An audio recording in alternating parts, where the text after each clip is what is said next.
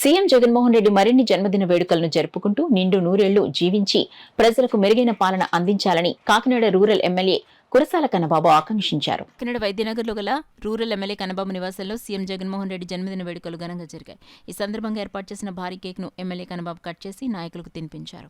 ఈ సందర్భంగా కన్నబాబు మీడియాతో మాట్లాడారు. సీఎం జగన్ జన్మదినం సందర్భంగా వికలాంగులకు హీరింగ్ ఎయిడ్స్ ను కన్నబాబు చేతుల మీదుగా పంపిణీ చేశారు.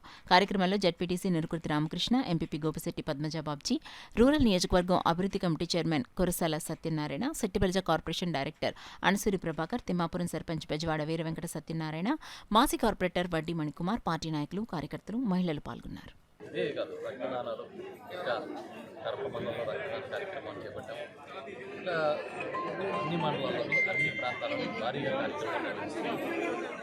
వేలాది కార్యకర్తలు జగన్ గారి అభిమానులు ఇవాళ ఈ ఒక్క నియోజకవర్గంలో పాల్గొన్నారంటే దాన్ని బట్టి అదేవిధంగా కాకినాడ జిల్లా వ్యాప్తంగా కూడా అన్ని గ్రామాల్లో జరుగుతున్నాయి. ఇది స్వచ్ఛందంగా అభిమానంగా మా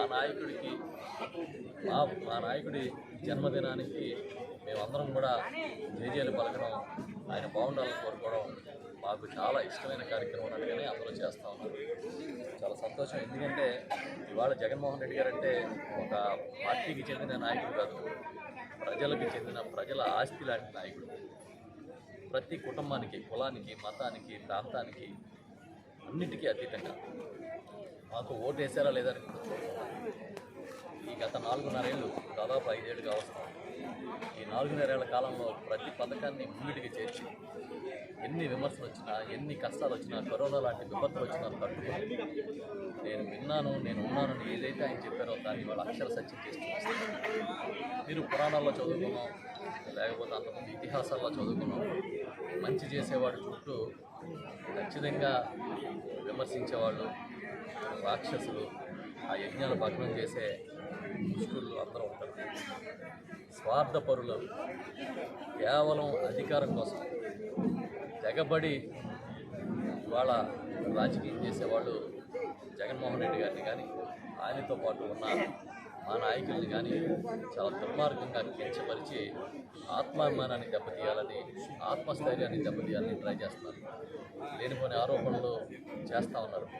నిన్ననే చూసాం, యువగళం సభలో చంద్రబాబు కానీ, ఆయన కుమారుడు కానీ, ఆయన మద్దతు పార్టీల నాయకులు కానీ ఏ విధంగా జగన్మోహన్ రెడ్డి గారిని దారుణంగా, ఈ ప్రభుత్వాన్ని చాలా దుర్మార్గమైన ప్రభుత్వంగా చిత్రీకరించే ప్రయత్నం చేశారు.